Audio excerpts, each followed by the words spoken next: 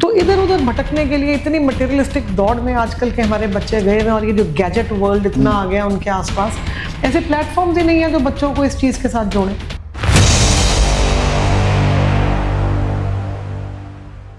तो क्या आपने अपनी एक पॉलिटिकल प्रेजेंस बनाने के लिए ये सारा काम किया? उनके घर में अगर उनकी बेटी मजबूत होगी, उनकी पत्नी मजबूत होगी, तो वो अपनी मर्दानगी कहाँ दिखाएंगे? कहीं ना कहीं आप एक कट्टरवाद को फैला रहे हैं।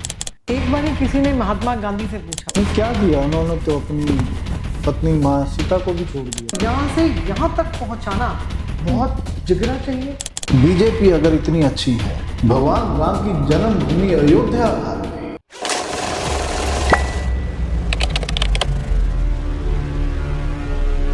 हमारे देश में जब बात आती है बराबरी की तो महिलाओं को अक्सर दिखावे, ऐसा लगता है कि दिखावे के लिए बराबरी का सम्मान दिया जाता है, लेकिन वही महिलाएं, वही औरतें जब कुछ कर गुजरने के लिए कोशिश करती हैं तो हमेशा उनको नीचा दिखाया जाता है, उनका विरोध किया जाता है। लेकिन वही एक महिला जब विरोध को झेल कर आगे बढ़ती है तो एक इतिहास रचा जाता है। तो आज ऐसी ही एक महिला सशक्तिकरण की उदाहरण हमारे साथ हैं। आज हमारे साथ जो गेस्ट हैं एकता नागपाल, जिन्होंने एक वो इतिहास रच दिया है जो काबिले तारीफ है, जिसको इतिहास में सुनहरे अक्षरों में लिखा जाएगा। रामलीला का ऐसा मंच भगवान श्री प्रभु राम के लिए जो उनके दिल में कुछ कर गुजरने की क्षमता थी, उन्होंने साबित कर दिया कि महिलाएं भी किसी से कम नहीं हैं। अगर वो कुछ कर गुजरने पर उतारू हो जाएं तो ऐसा कुछ नहीं है जो वो ना कर पाए। तो आज हमारे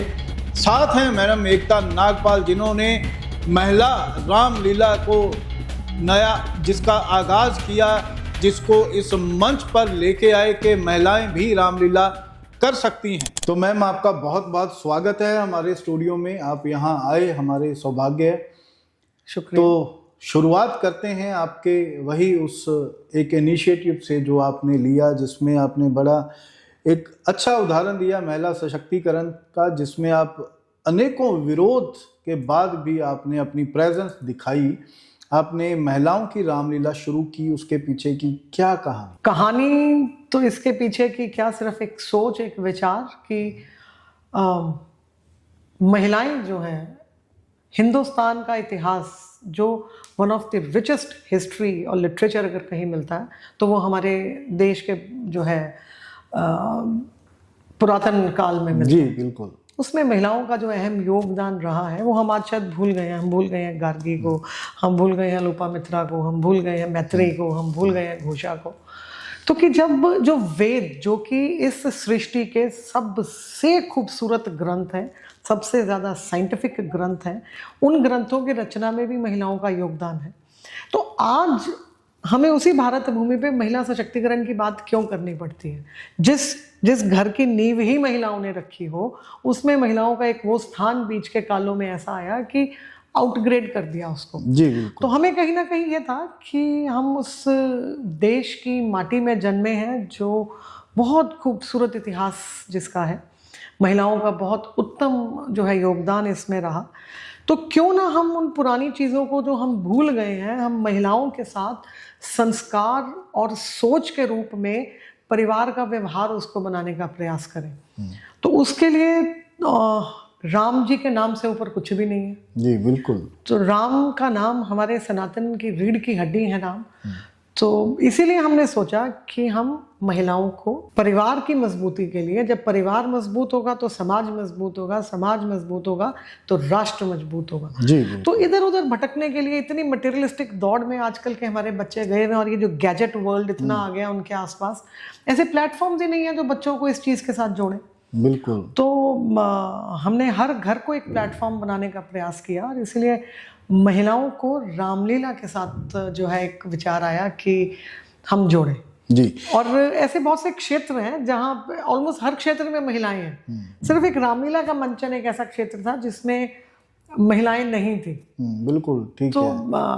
संस्कार का ये प्लेटफॉर्म है। रामलीला बहुत उत्तम एक मंचन है हमारे देश का। आपने कहा कि घर घर में हम राम का नाम, प्रभु राम की बात आप करना चाहते थे, तो फिर ये विवादित ये जो आपने प्रक्रिया, एक गतिविधि शुरू की जिसमें आपको पता था कि इसमें विरोध भी होगा, इसमें विवाद भी होगा, तो फिर वही क्यों?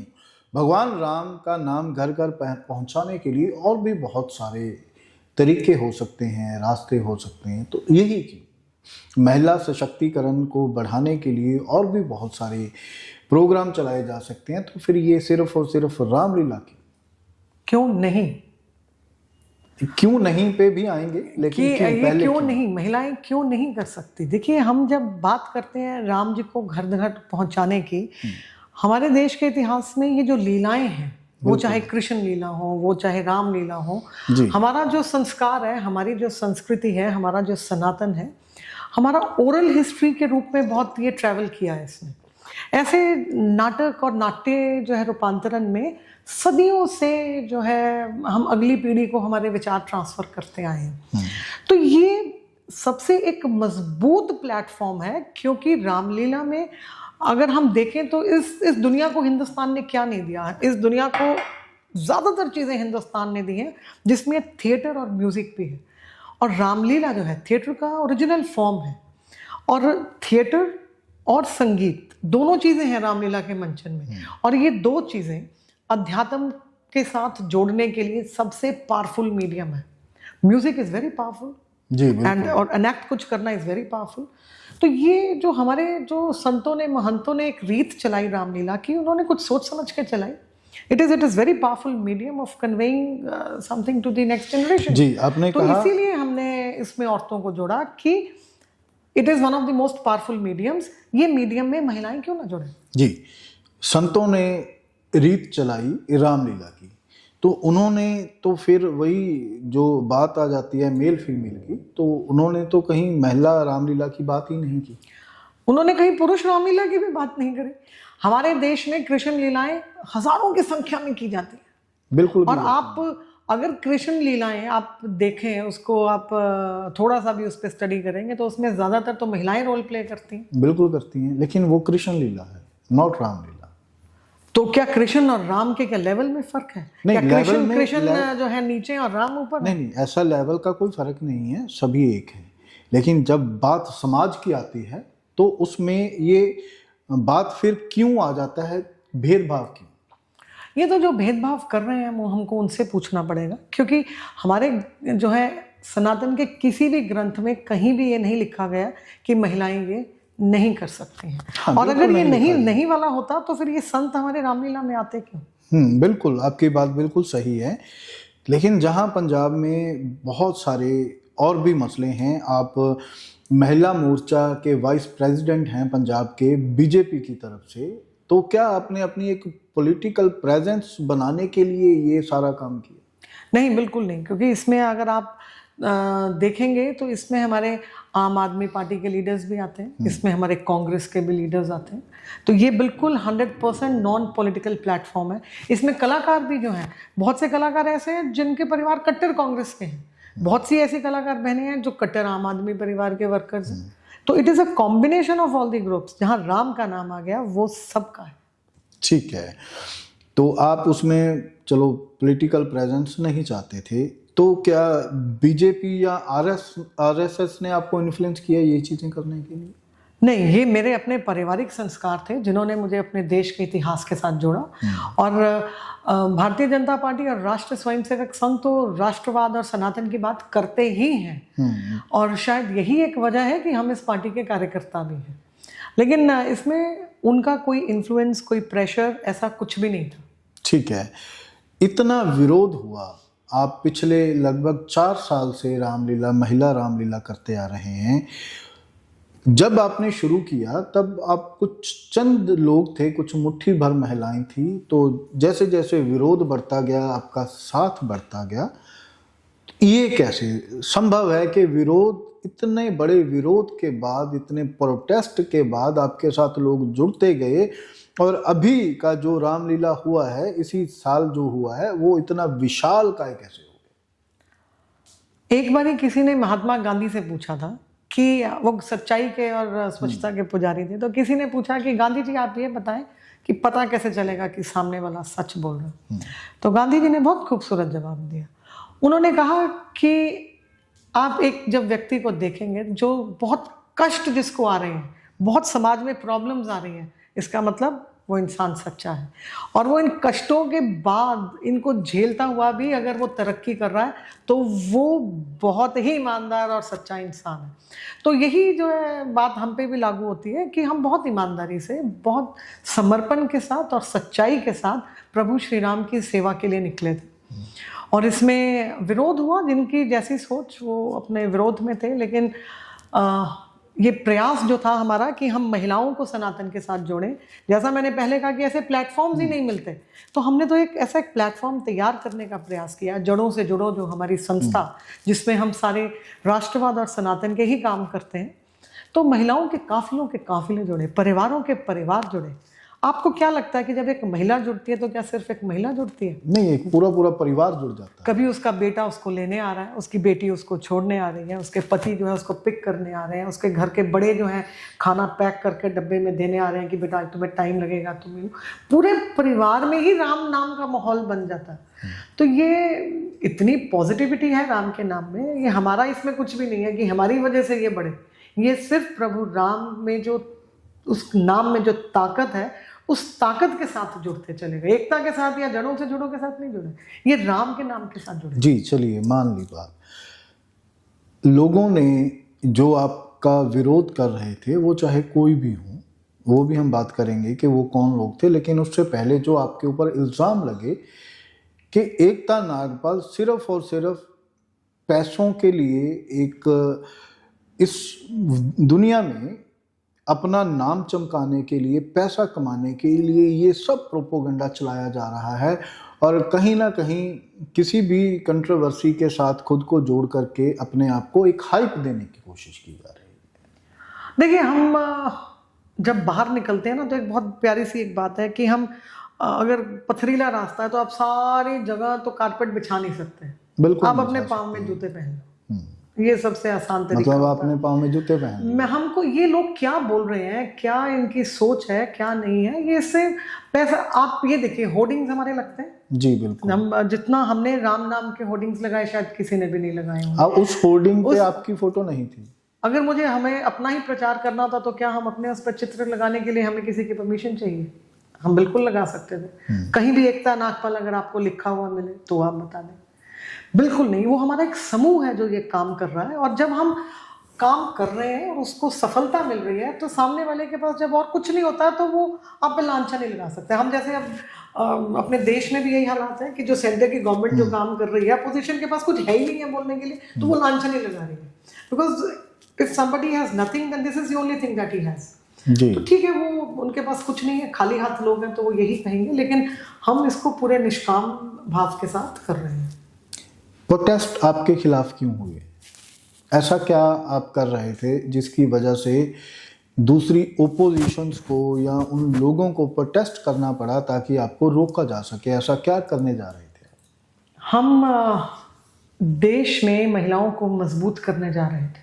हम आने वाली पीढ़ी की रीढ़ की हड्डी को सीधा करने का काम कर रहे थे। हम अपने ग्रंथों को, अपने विचार को, अपने सनातन को, अपनी संस्कृति को, अपने इतिहास को हर घर में जो है पहुंचाने का काम कर रहे थे। और आप जब भी अच्छा करेंगे, भगत सिंह जब भी पैदा हुआ उसको फांसी पर चढ़ाने का प्रयास किया गया। अब जब भी कुछ अच्छा करोगे तो ऐसे कुछ लोग आएंगे जिनकी तो दुकानदारियां जब हर्ट होती हैं, क्योंकि वो किस मॉड्यूल से कर रहे हैं हम नहीं कहेंगे, लेकिन हम बहुत ईमानदारी से कर रहे थे। और ईमानदारी सबसे बड़ा खतरा होता है सबके लिए। तो अगर उनकी अपोजिशन हो रही है तो एक महिला मजबूत हो जाए तो बहुत मुश्किल है। Not everybody can tackle a powerful women. उनके घर में अगर उनकी बेटी मजबूत होगी, उनकी पत्नी मजबूत होगी, तो वो अपनी मर्दानगी कहाँ दिखाएंगे? इस डर से, इस खौफ से उन्होंने ये किया। नहीं, किसी को कमजोर बनाना, किसी को नीचा दिखाना, ये मर्दानगी? उन्होंने तो यही सिखाया, उन्होंने यही प्रूव किया कि एक लेडी कर रही है, एक लेडी ने सोचा, उन्होंने घर बैठे सोचा, उन्होंने कर भी लिया, उन्होंने डिजिटल रामलीला कर ली, हमारे विरोध के बावजूद कर ली, उन्होंने लोगों को रोकने की कोशिश करी, लोग हज़ारों की तादाद में आए, उन्होंने यहाँ तक लोगों को कहा कि इनको फंड मत दो, क्योंकि हम जब डिजिटल रामलीला कर रहे हैं तो डिजिटल रामलीला में आपका एक्सपेंस बाकी रामलीलाओं से ज़्यादा आएगा। आप जब मिडिल क्लास जो है कम्युनिटी को केटर कर रहे हैं तो आपको वैसा एम्बियंस क्रिएट करने के लिए खर्चा ज़्यादा आएगा। तो इनको हर चीज़ में इन्होंने कोशिश करी कि इनको रोका जाए, लेकिन आम लोगों का जो है स्नेह और आशीर्वाद जड़ों से जोड़ों की इस रामलीला को भरपूर मिला। तो ये अनइजीनेस थी उनको जो हुई, और उन्होंने जो है एक फॉल्स मेल्स ईगो में जो है आकर के अलग अलग तरीकों से हमें परेशान करने का काम किया। आपको नहीं लगता कि कहीं ना कहीं आप एक कट्टरवाद को फैला रहे हैं? नहीं, हम बिल्कुल कट्टरवाद को नहीं फैला रहे। हम जब भी मुझे नहीं मालूम आपने अगर हमारी किसी रामलीला का मंचन कभी देखा या नहीं देखा, हम हमेशा एक बात कहते हैं कि भाइयों के बिना हम आगे नहीं चल सकते। अब एक महिला, आज अगर मैं यहाँ आपके पास बैठी हूँ तो क्या इसमें मेरे बेटे का योगदान नहीं है? इसमें क्या मेरे पति का योगदान नहीं है? क्या इसमें मेरे ससुर का योगदान नहीं है? क्या इसमें मेरे पिता का योगदान नहीं है? सबका योगदान है। सबका योगदान है। तो आज एकता नागपाल यहाँ समय निकाल करके बैठी है। बिल्कुल। घर पे आज मेरे बेटे की आज उसका ऑफ है, अगर उसको खाना खाना होगा तो वो खुद से गर्म करके खाएगा। उसका वो योगदान है जो मुझे यहाँ बैठने के लिए प्रोत्साहित करता है। बिल्कुल, आपकी बात 100% सही है कि आपके परिवार के हर शख्स का योगदान है, आप इसलिए आप यहाँ बैठे हैं, या कहीं भी आप जाकर कोई भी प्रोग्राम कर रहे हैं तो उनमें पूरा योगदान सभी का रहता है। तो ठीक है, आपको लगता है कि ये कट्टरवाद की और कदम नहीं है? बिल्कुल भी नहीं है। समानता कट्टरवादिता नहीं होती। समानता में और कट्टरवाद होने में जमीन आसमान का फर्क है, और यही फर्क समझाने का प्रयास जड़ों से जुड़ों कर रहा है। जब आपने शुरू किया था तब आप कितने लोग थे और आज कितने लोग हैं रामलीला में? जी, रामलीला में पहली बार शायद 35 या 37 महिलाओं की टोली थी, फिर बढ़कर वो 55 के करीब हुई, फिर 70-75 के करीब हुई, और इस बार जो है ये फिगर हम 91 बोल रहे थे, लेकिन हमें बाद में पता चला कि 93 का फिगर है। 93। तो इतनी ये महिलाएं जो आपके साथ जुड़े, ये लोग, तो वो सिर्फ और सिर्फ इस चीज़ को बढ़ाना चाहते थे कि राम नाम घर घर पहुंचे? बिल्कुल। आप ये देखिए जो हमारी कलाकार बहनें हैं, जिसमें सबसे छोटी बेटी हमारी, कितना आप इमेजिन कर सकते हो कि कलाकार होगा, मात्र 6 महीने की बेटी, 6 महीने की बेटी बाल राम का किरदार निभा रही है, और 83 साल की माता भी किरदार निभा रही है। तो पैदा होने से लेकर के जीवन के अंतिम पड़ाव तक के हर पड़ाव की महिला इसमें है, और कोई हमसे पैसे नहीं ले रहे, वो निष्काम सेवा करती हैं सारी। तो एक सोच ही तो है। मैंने पहले ही आपसे कहा कि लोग अच्छी चीज़ें ढूंढते हैं, हमें प्लेटफॉर्म क्रिएट करने पड़ते हैं। होता क्या है कि एक बच्चा जब तैयार होकर के 15, 16, 17 साल का समाज में निकलता है, उसको 4 लोग मिलेंगे, चला जाए लॉन्ग ड्राइव पे चलते हैं, चला जाए पब चलते हैं, आज डिस्क चलते हैं, चला तुझे ड्रग्स ट्राई कराता हूँ, चला दारू पीते हैं। बहुत से लोग मिलते हैं। बिल्कुल मिलते हैं। कितने लोग मिलते हैं उसको जो कहेंगे चला जाए आज मैं तेरे को लाइब्रेरी में लेके चलता हूँ, जी बिल्कुल, चलो आज हम रामलीला में चलते हैं, चलो आज इस मंदिर के दर्शन करके आते हैं। ऐसे प्लेटफॉर्म भी नहीं है उनके पास। तो ये प्लेटफॉर्म अगर हम क्रिएट करते हैं तो लोग जुड़ते हैं। तो इसके साथ, प्लेटफॉर्म के साथ साथ, आपको नहीं लगता कि ऐसी सोच भी होनी चाहिए जो लोगों को वहां तक लेके आए? तो वही सोच के साथ ही तो प्लेटफॉर्म चल रहा है। अगर सोच ही नहीं होगी तो प्लेटफॉर्म भी कैसे ग्रो करेगा? एक सोच के साथ हम कुछ एक प्रयास कर रहे हैं, और हमें बहुत खुशी होती है जब हम बाहर निकलते हैं तो अनेकों भाई, आज मैं बात वही कि अगर मैं यहाँ बैठी हूँ तो मेरे पीछे मेरे 50 भाइयों का योगदान है, जिनकी वजह से मैं यहाँ बैठी हूँ।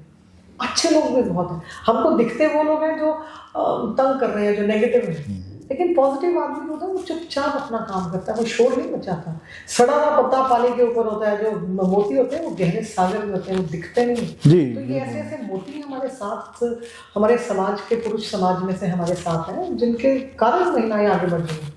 जी बिल्कुल। तो अब कैसा लग रहा है कि आप एक विजेता की तरह अपने आप को महसूस कर रहे हैं कि आपने जो लक्ष्य साधा था उसको पूरा किया? नहीं, विजेता वाला इसमें बिल्कुल मन में कोई विचार नहीं है, कोई हार जीत की कोई बात नहीं है। ये हमारा एक प्रयास है और ये तो राम जी की कृपा है, हमारा इसमें कुछ भी नहीं है। अगर हम हिम्मत से डटे रहे तो ये हिम्मत देने वाला भी जो है वो प्रभु ही है, क्योंकि वो जानता था कि हम बहुत ईमानदारी से प्रयास कर रहे हैं। और राम जी ने तो महिलाओं के लिए कितना कुछ किया। आप रामलीला में से निकाल दीजिए माता कैकेयी को, आप निकाल दीजिए माँ जानकी को, आप निकाल दीजिए मंदोदरी को। नहीं, क्या किया उन्होंने? तो अपनी पत्नी माँ सीता को भी छोड़ दिया। क्या किया उन्होंने? ये एक इंसान की, एक धोबी के कहने पर उन्होंने छोड़ दिया, जबकि माता सीता ने पूरी जिंदगी अपनी पवित्रता का प्रूफ भी दिया, अग्नि परीक्षा तक उन्होंने दे दी, फिर भी छोड़ दिया। क्या किया? देखिए, ये ना ऐसे विषय हैं जिन पे हम बात ही नहीं कर रहे हैं समाज में। उन्होंने क्यों छोड़ा माता जानकी को? धोबी के कहने पे उन्होंने उनको जंगल में भेज दिया। चलो मान लेते हैं उनके कहने पे नहीं भेजा, उनका कुछ अपना एनालिसिस रहा। नहीं, उन्होंने जब ये देखा कि एक विषय समाज में उठा कि एक स्त्री के जो है उसका जो कैरेक्टर है, उस पर जो उनकी धर्म पत्नी है उस पर बात उठी, तो आप एक पति और पत्नी के प्रेम की परिकाष्ठा देखिए। एक पति अपनी पत्नी से कितना स्नेह कर सकते हैं। उन्होंने जब उन्हें ही वाज वेरी इंटेलिजेंट, भगवान राम की हम क्या बात करें, चलो उनका तो उन्होंने एक चीज उन्होंने सोची कि ये जो विषय आया है तो ये एकदम से खत्म तो नहीं होगा, चाहे हम जितनी मर्जी क्लैरिफिकेशंस दे दें। तो उन्होंने उस परिदृश्य से ही माता जानकी को हटा दिया। उन्होंने उस पूरे सीन से ही माँ को अपनी जो जानकी जी को वहां से हटा दिया और सारी कहानी घुमा के अपने ऊपर ले। आज हम यहाँ बैठ के जानकी जी ने क्या किया, माँ सीता ने क्या किया, उसकी बात नहीं कर रहे, राम ने क्या किया हम उसकी बात कर रहे हैं। हाँ, बिल्कुल। तो उन्होंने माता जानकी को वहां से हटा, उन्होंने सारी कहानी अपने ऊपर डाइवर्ट कर ली कि ये जो समाज है उसमें जब एक विचार आता है तो वो फैलता है और नेगेटिविटी हमेशा जल्दी फैलती है। आप अगर जहर का प्याला पिएंगे तो आप एकदम मर जाएंगे, लेकिन अगर आप देसी घी का प्याला पिएंगे तो एकदम से पहलवान नहीं बनेंगे। Goodness is a process and negativity instant. और उन्हें सब मालूम था, तो इसीलिए उन्होंने, और वो गर्भ से थे, बिल्कुल चुपचाप उन्होंने उनको एक ऐसी जगह भेज दिया जहां उन्हें मालूम था कि वो अच्छे से वाल्मीकि जी के आश्रम के पास रहेंगी। वहीं भेजा उन्होंने जहां उन्हें मालूम था कि वो उनके सानिध्य में आ जाएंगी और उनसे उत्तम कौन हो सकता है उनको देख रेख करने के लिए। उन्होंने अपने होने वाले बच्चों की देख रेख के लिए भी बहुत अच्छा गुरुकुल देख के रखा कि वो वाल्मीकि जी के आश्रम में जो है विद्या नहीं, वो ठीक है, वो ठीक है, लेकिन छोड़ तो दिया ना। अब अगर हम एक करेक्टर की बात करें, पहले तो वो रावण के चुंगल से निकल कर आए, वहां उन्होंने इतने दुख सहन किए, आते ही फिर दुखों का पहाड़ टूट पड़ा। और उनके ऊपर मैं इस बात के ऊपर नहीं आऊंगा कि भगवान श्री राम ने उनके ऊपर ट्रस्ट किया या नहीं किया, लेकिन उनकी अग्नि परीक्षा के बाद भी उनको घर से निकलना पड़ा। देखिए, आप एक बात सोचें हम कि जैसे अभी आपने कहा कि रावण उनकी पत्नी को लेकर के गए, उन्होंने रावण जैसे शक्तिशाली बलशाली जो है राक्षस का भी जो है वध किया। तो क्या उनके लिए यहाँ पे धोबी को या अपने ही साम्राज्य में किसी का वध करना उनके लिए मुश्किल था? बिल्कुल मुश्किल नहीं था। नहीं, वध तो सोच का करना था ना। उन्होंने उस सोच का ही वध किया। उन्होंने होने वाले जो बच्चे हैं वो उस माहौल में ना पनपे, उनकी ग्रोथ को ध्यान में रख, तभी तो मर्यादा पुरुषोत्तम है। वो आपके और मेरी तरह नहीं सोचते, उनकी सोच बहुत विशाल है कि जो बालक अभी सृष्टि में पैदा ही नहीं हुए, जिन्होंने पैदा होना है, उनको ऐसे नेगेटिव माहौल में पैदा ही नहीं किया उन्होंने। इससे उत्तम पिता कौन हो सकता है? इससे उत्तम पति कौन हो सकता है जो अपनी पत्नी का जो बात है वो अपने ऊपर ही ले ले। युगों युगों तक आज भी, आज की तारीख में भी हम बैठ के राम जी की बात कर रहे हैं कि राम जी ने ये किया। तो ये मुझे लगता है हम बात करते हैं जी ताजमहल में जी ये जी उन्होंने उसके लिए कहा, वो क्या है? प्रेम। प्रेम यहाँ है, हमारे ग्रंथों में, हमारे संस्कारों में प्रेम की कहानियां हैं। इससे उत्तम प्रेम क्या हो? नहीं, बिल्कुल नहीं हो सकता। इसमें कोई दो राय नहीं है कि जो प्रेम की चर्चाएं हमारे सनातन में हैं वो कहीं और नहीं देखने को मिलती। किसी हम चलो धर्म को एक साइड पे रखकर बात करें तो किसी और कम्युनिटी में भी ऐसा प्रेम नहीं देखने को मिलेगा। बिल्कुल। तो चलो अगर ये मान लिया कि उन्होंने उस चीज को, उस सोच को खत्म करने के लिए ये किया, तो माता कैकेयी ने क्या किया? माता कैकेयी ने वो किया जो शायद ही कोई माँ अपने पुत्र प्रेम में कर पाए। पुत्र प्रेम में? बिल्कुल। इस सृष्टि में आज तक अगर कोई माता और पुत्र के प्रेम का उदाहरण है तो वो माता कैकेयी और राम जी का उदाहरण है। उनको तो ऐसी नज़र से देखा जाता है कि शायद पूरी रामायण में अगर रावण से बड़ा कोई विलेन कोई और था तो माता कैकेयी थी। बिल्कुल गलत रूप में हम प्रस्तुत करते हैं। माँ कैकेयी ने अपने पुत्र के लिए वो किया जो मुझे नहीं लगता कि अगले कई युगों तक भी कोई माँ अपने पुत्र के लिए कर पाएगी। हमें क्या लगता है उन्होंने ये भरत के लिए किया? बिल्कुल नहीं। उन्होंने ये सब अपने राम के प्रति स्नेह में किया। अब वो कैसे किया, थोड़ा विस्तार से बताएंगे शॉर्ट में? हुआ क्या, जब राम जी को मालूम पड़ा कि उनका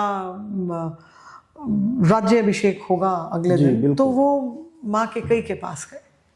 कैकेयी जो है तीनों रानियों में सबसे ज़्यादा पढ़ने लिखने वाली थी, सबसे ज़्यादा लर्नड इंटेलिजेंट थी। वो शी वॉज अ वॉरियर।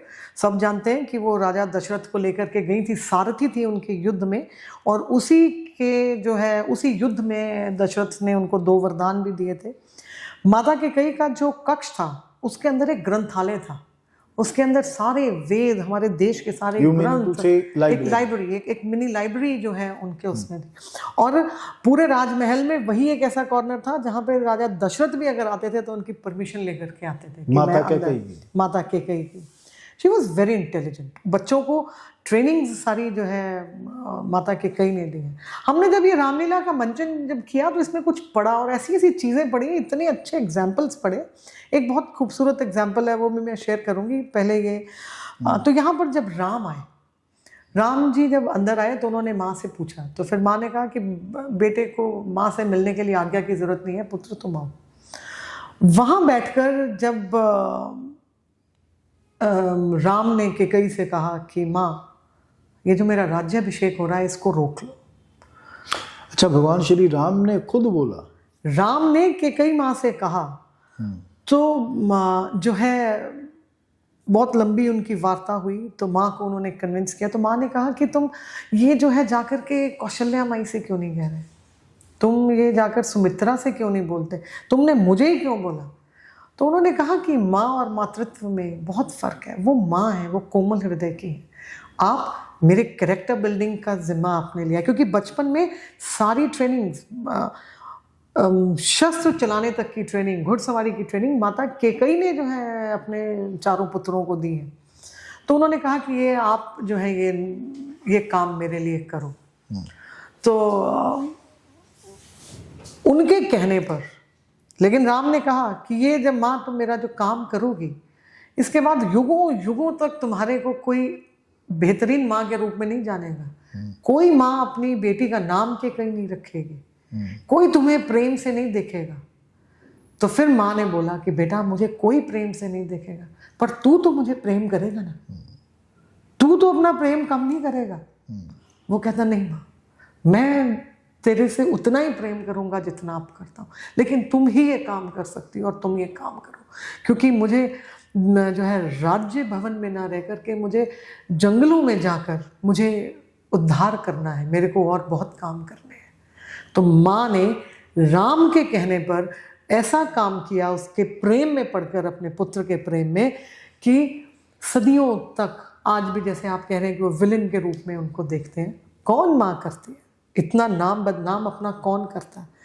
तो वो ये प्रेम है, ये अथाह प्रेम जो माँ अपने बेटे को करेगी, जिसको शायद परिभाषित भी नहीं, परिभाषित आप शब्दों में कैसे उस माँ के प्रेम को लपेटोगे जिसने युगों युगों तक की कालक अपने माथे लगा ली। प्रेम की परिकाष्ठा है ये कैकेयी और राम जी का जो रिश्ता। इससे उत्तम माँ, कैकेयी जैसी माँ तो जन्मनी चाहिए और पैदा होनी चाहिए। तो ऐसी परसेप्शन क्यों बनाई गई यहाँ ये भगवान राम का उनको दिया गया एक तरह से वो श्राप था कि ये जो होने वाला है उसके बाद आपको अच्छी नज़र से कोई नहीं देखेगा। तो हम लोग भी क्यों आज तक हम तक ये नेगेटिव अप्रोच ही क्यों वो परसेप्शन बनाई गई, क्यों पॉजिटिव नहीं दिखाया गया? आज आप कह रहे हैं कि वो पॉजिटिव था, अब जा कर के लोगों ने बोलना शुरू किया है कि माता कैकेयी विलेन नहीं थे, वो रामायण के सबसे बड़े हीरो थे। अगर वो ना चाहते, अगर वो ना होते तो शायद पूरी रामायण भी ना होती। आपने अपने कितने ग्रंथ पढ़े हैं? आपने कभी बाजार में जाके अपने कुछ इतिहास या सनातन से जुड़ी पुस्तकें खरीदी? क्या आपके घर में कोई लाइब्रेरी है? क्या हमारे घर में हम अपने बच्चों को ये कहानियां सुनाते हैं? नहीं सुनाते। हाँ, आम तौर पर नहीं होता। इसी वजह से ये हुआ क्या, जब अंग्रेज आए यहाँ पे, मुगल आए, उन्होंने हमारे इतिहास के साथ, हमारे सनातन के साथ, हमारी संस्कृति के साथ, संस्कृति रीढ़ की हड्डी होती है किसी भी राष्ट्र की, उन्होंने उसके साथ इतना खिलवाड़ किया कि बिगड़ते बिगड़ते बिगड़ते हम ही जो है बिगड़ गए, हम ही अपनी जड़ों से कट गए। इसीलिए हम कहते हैं कि जड़ों से जुड़ो। हम अपनी जड़ों से दूर हो गए, और जब भी कोई भी वृक्ष अपनी जड़ों से दूर हो जाएगा तो उसका मुरझाना तय है, उसके पत्ते नीचे गिर जाएंगे, सड़ जाएंगे, गल जाएंगे, ये होना तय है। गलती हमारी है, हम पढ़ते ही नहीं। मतलब हम तक वो पहले तो ग्रंथों के साथ छेड़छाड़ हुई, उसके बाद हम लोग अपनी उस बात को सही तरीके से समाज में पहुंचा ही नहीं पाए। जो खिलवाड़ किया अंग्रेज़ों ने, जो मुगलों ने, वो हमने जो है उसको इतना सपोर्ट किया कि होते होते होते स्वरूप इतना बिगड़ गया कि आज हम खुद ही नहीं जानते। आप ये देखिए, मैं एक बार एक घर में गई तो वहाँ पे हम जड़ों से जड़ों में बहुत वर्कशॉप्स वगैरह भी करते हैं, जिसमें हम बच्चों को अपनी देश की मिट्टी के साथ जोड़ने का प्रयास करते हैं। तो उस 7 दिन की वर्कशॉप थी, उसमें एक दिन गौशाला का था। तो हमारी एक वर्कशॉप थी, तो हमारे एक दोस्त ने हमको अपने घर बुलाया, कहती एकता आके मुझे ये कॉन्सेप्ट समझाओ। 7 दिन की वर्कशॉप में एक दिन हमने फौजियों के साथ रहना था, एक दिन हमने किसान के साथ रहना था, खेतों में रहना था, ऐसे ही उनमें से एक दिन था गौशाला में। तो उनका बेटा जो 10वीं का छात्र था और बहुत एक नामी गिरामी स्कूल में पढ़ता, उसने मेरे से एक प्रश्न किया, कहता आंटी ये गौशाला क्या होती है? सच में ऐसा पूछा?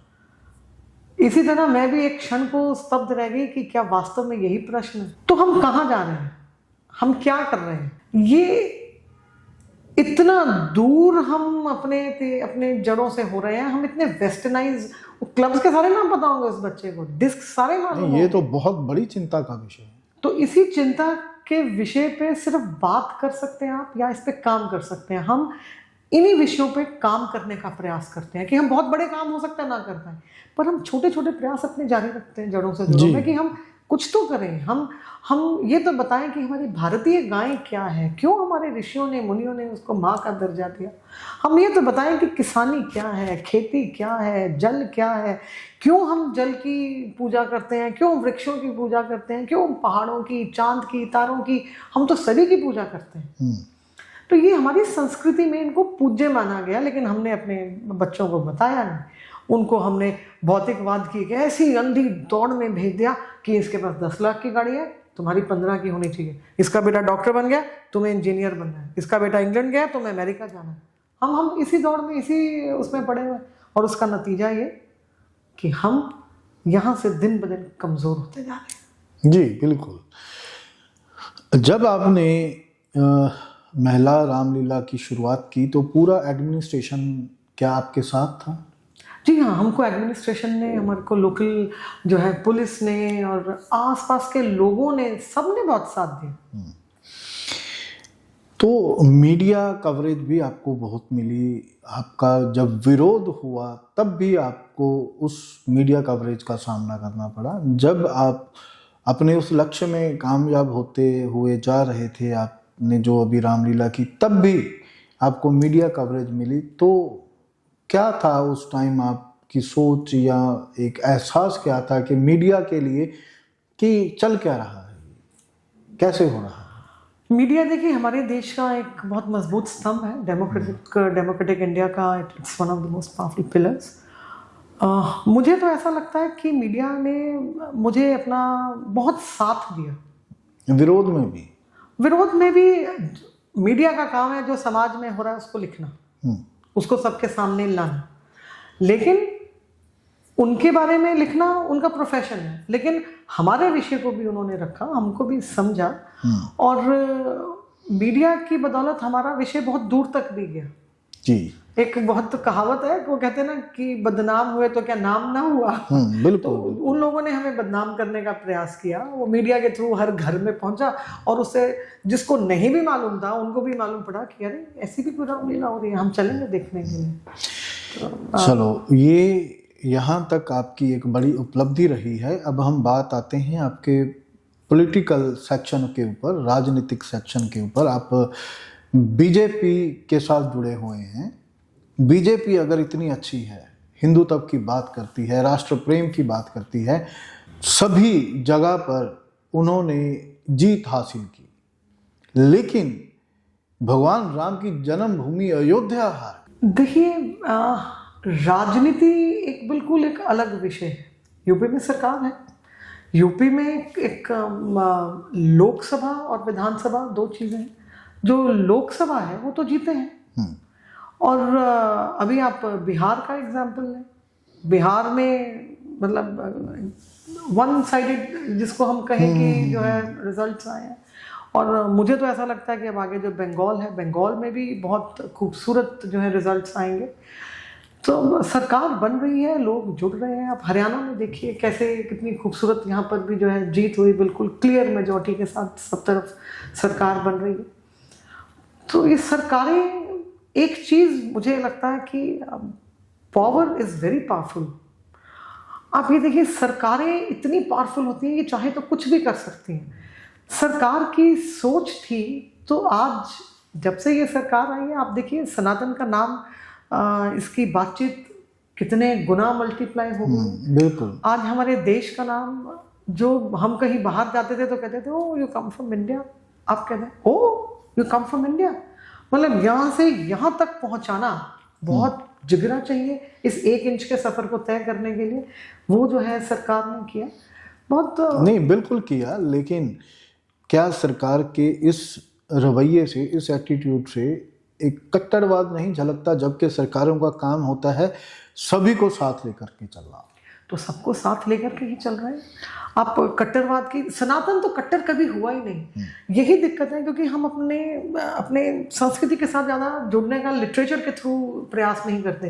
रीडिंग की हैबिट्स खत्म हो गई हैं आजकल। तो जो किंडल ने या जो गूगल पे जो हम पढ़ लेते हैं वही हमारे लिए सच हो जाता है, बिल्कुल। जबकि ऐसा नहीं है। सनातन तो सबसे ज़्यादा लिबरल, सबसे ज़्यादा ओपन माइंडेड जो है, अगर कुछ है तो वो सनातन की सोच है। सनातन कोई धर्म ही नहीं है। सनातन तो इस ब्रह्मांड में मानवता के लिए जीवन जीने की सबसे सर्वश्रेष्ठ जीवन शैली है जी।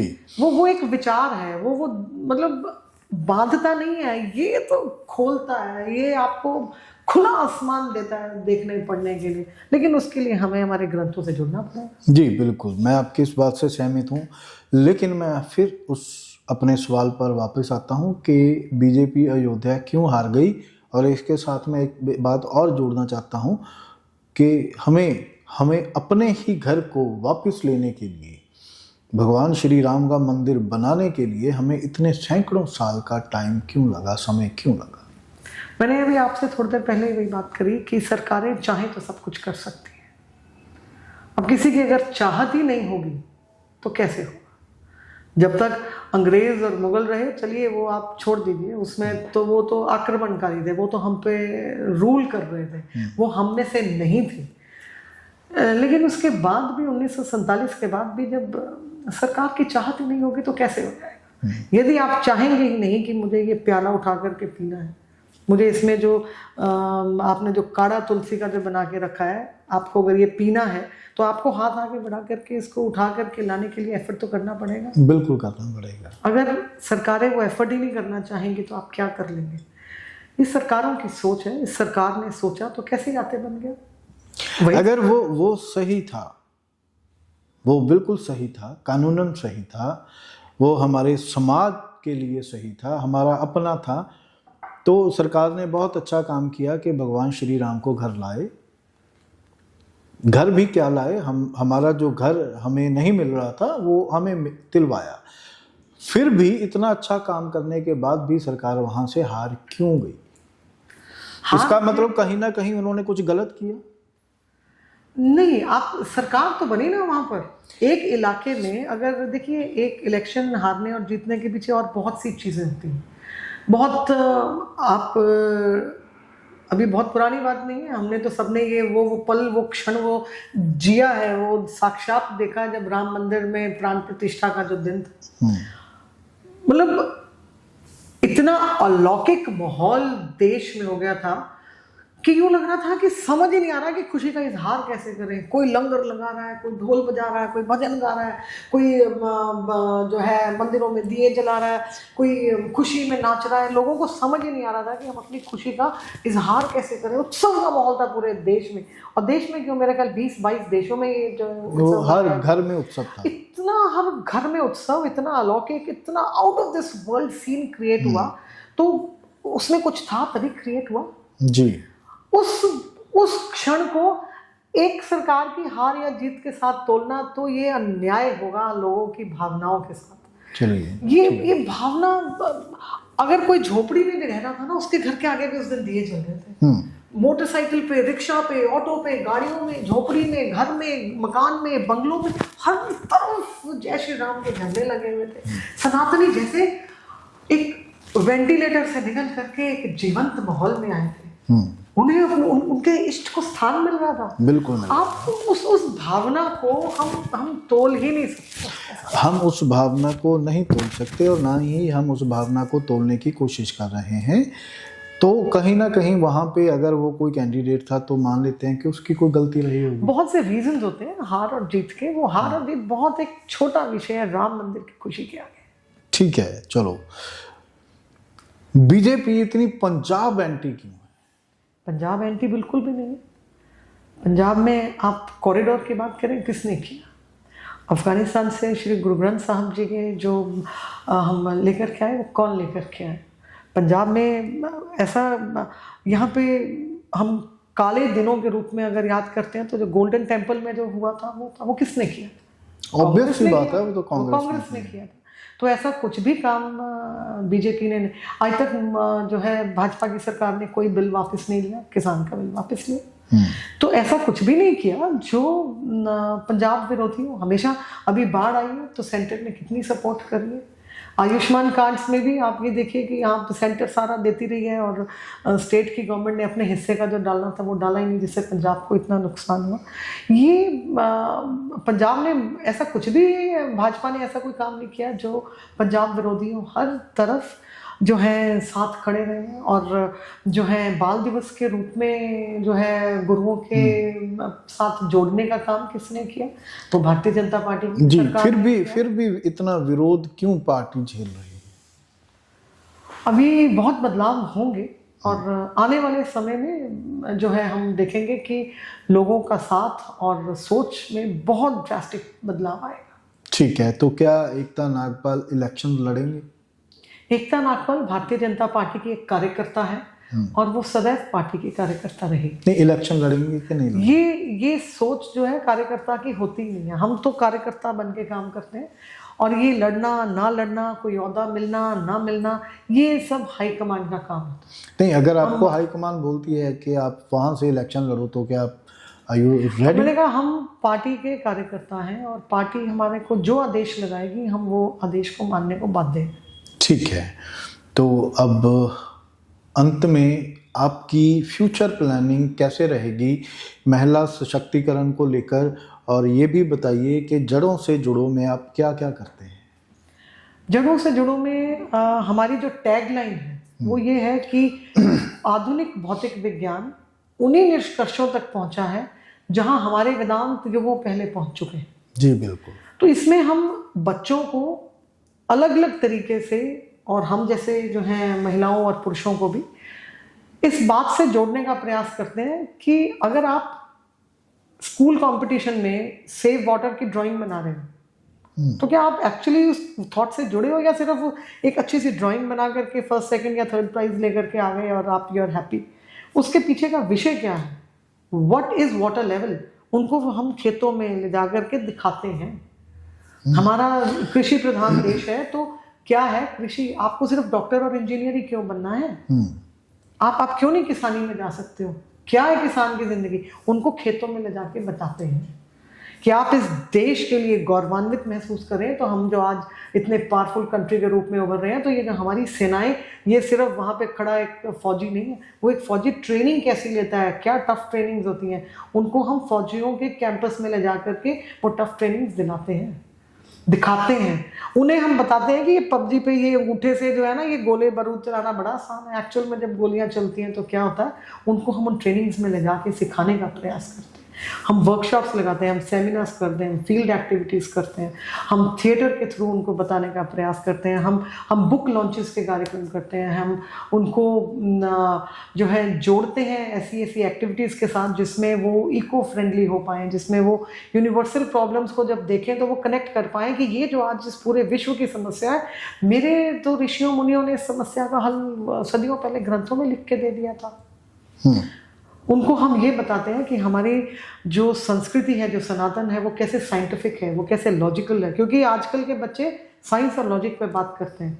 जी बिल्कुल, वो फैक्ट्स एंड फिगर्स को मानते हैं। तो उनको फैक्ट्स एंड फिगर्स के साथ, साइंस एंड लॉजिस्टिक्स के साथ ये बताना कि अगर हम तिलक लगाते हैं तो इसके पीछे की साइंस क्या है, अगर तुम्हारी माँ ने बिछिया पहना तो उसके पीछे की साइंस क्या है, अगर पिताजी ने जनेऊ पहना तो इसके पीछे की क्या साइंस है, अगर हम गाय को माता बोलते हैं तो क्यों बोलते हैं। तो हम साइंस को और सनातन को जोड़ के लोगों के सामने प्रस्तुत करने का प्रयास जड़ों से जड़ों में करते हैं। ठीक है, तो अब आपकी ये महिला सशक्तिकरण को लेकर या महिला रामलीला को लेकर आपकी क्या फ्यूचर प्लानिंग है, मतलब क्या इससे आगे क्या और बड़ा करने जा रहे हैं?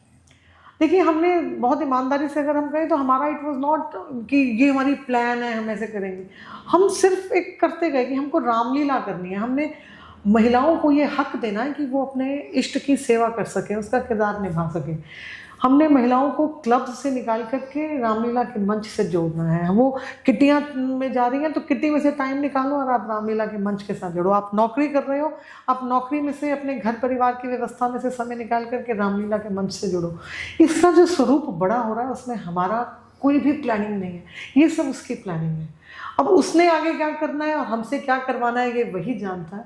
वो हमें जो सेवा देगा हम वो सेवा करने के लिए बहुत उत्साहित हैं। जी, आपका बहुत बहुत धन्यवाद, आपने हमें समय दिया और इन सभी बातों के ऊपर चर्चा की जिनका विरोध हो रहा था।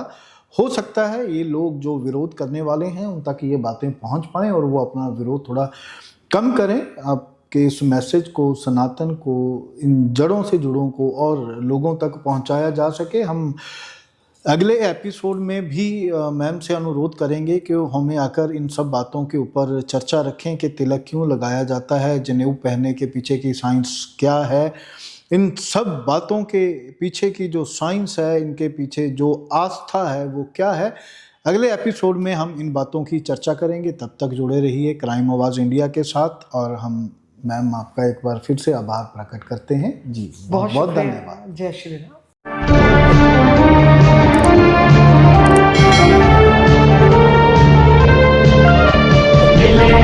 मेरा